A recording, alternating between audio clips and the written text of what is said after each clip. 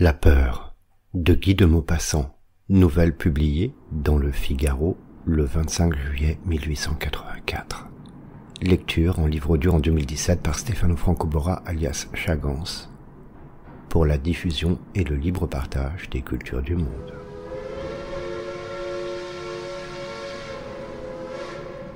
Le train filait, à toute vapeur, dans les ténèbres. Je me trouvais seul, en face d'un vieux monsieur qui regardait par la portière. On sentait fortement le phénol dans le wagon du PLM venu sans doute de Marseille. C'était par une nuit sans lune, sans air brûlante. On ne voyait point d'étoiles et le souffle du train lancé nous jetait quelque chose de chaud, de mou, d'accablant, d'irrespirable. Partis de Paris depuis 3 heures, nous allions vers le centre de la France, sans rien voir des pays traversés. Ce fut tout à coup comme une apparition fantastique. Autour d'un grand feu, dans un bois, 2 hommes étaient debout. Nous vîmes cela pendant une seconde.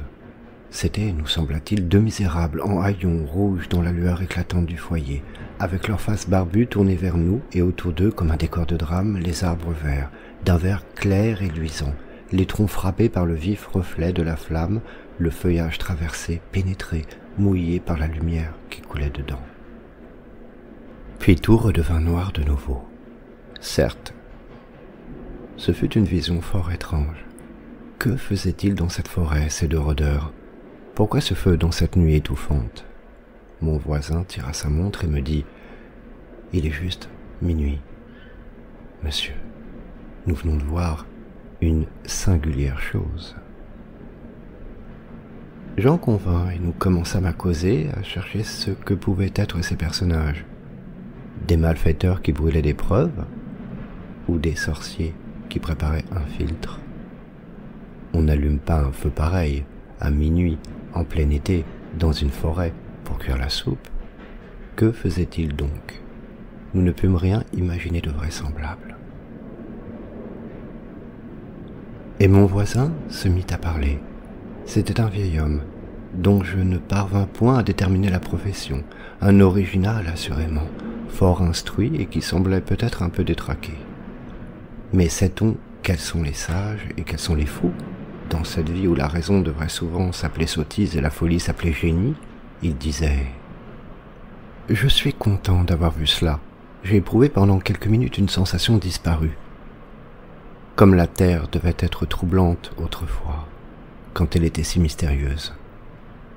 À mesure qu'on lève les voiles de l'inconnu, on dépeuple l'imagination des hommes. Vous ne trouvez pas, monsieur, que la nuit est bien vide et d'un noir bien vulgaire depuis qu'elle n'a plus d'apparition?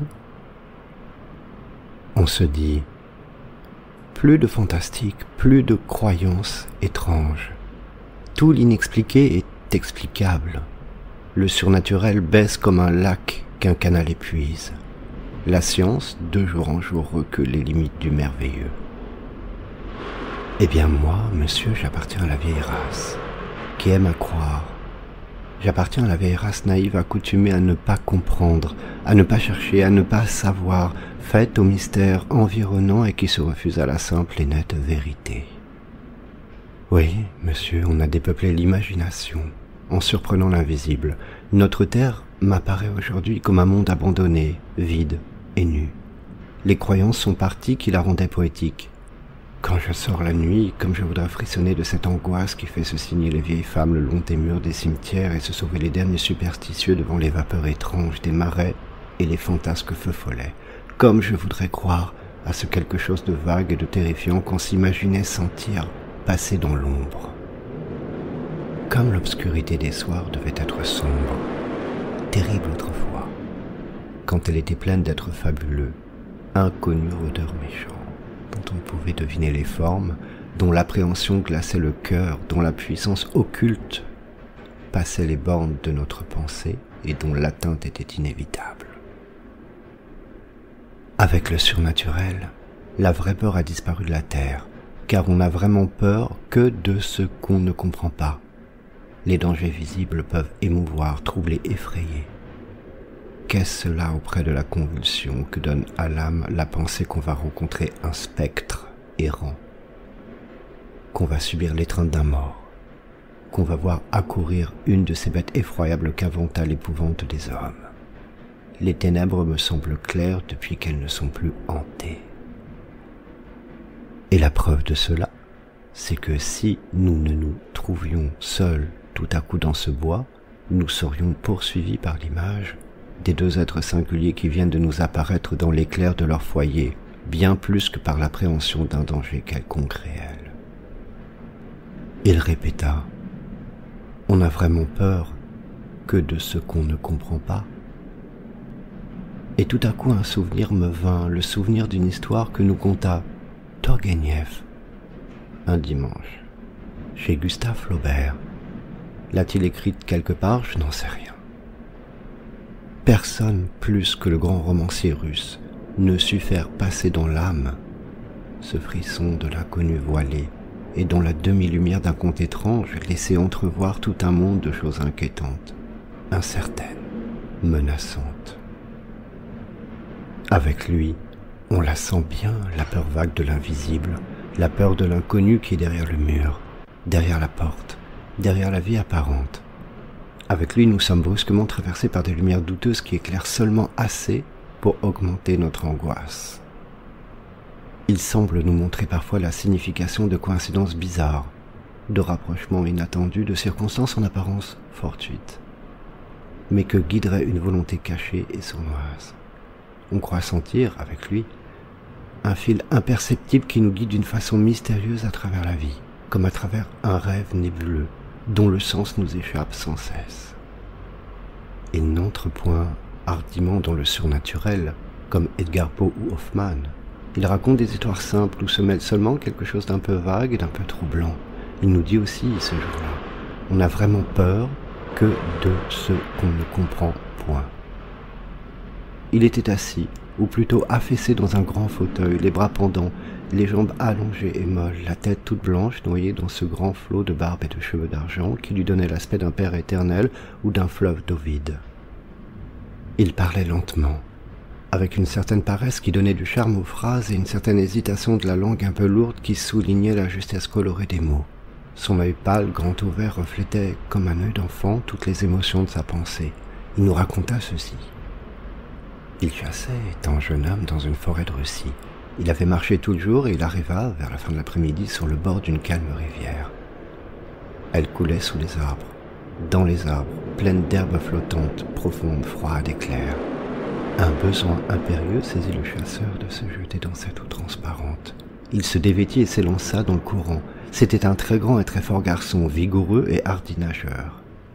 Il se laissait flotter doucement, l'âme tranquille, frôlé par les herbes et les racines, heureux de sentir contre sa chair le glissement léger des lianes. Tout à coup, une main se posa sur son épaule. Il se retourna d'une secousse et il aperçut un être effroyable qui le regardait avidement. Cela ressemblait à une femme ou à une guenon. Elle avait une figure énorme, plissée, grimaçante et qui riait. Deux choses innommables, deux mamelles sans doute flottaient devant elle, et des cheveux démesurés, mêlés, roussis par le soleil, entouraient son visage et flottaient sur son dos. Turguenieff se sentit traversé par la peur hideuse, la peur glaciale des choses surnaturelles. Sans réfléchir, sans songer, sans comprendre, il se mit à nager éperdument vers la rive. Mais le monstre nageait plus vite encore et il lui touchait le cou, le dos, les jambes, avec des petits ricanements de joie. Le jeune homme, fou d'épouvante, toucha la berge enfin et s'élança de toute sa vitesse à travers le bois, sans même penser à retrouver ses habits et son fusil. L'être effroyable le suivit, courant aussi vite que lui et grognant toujours.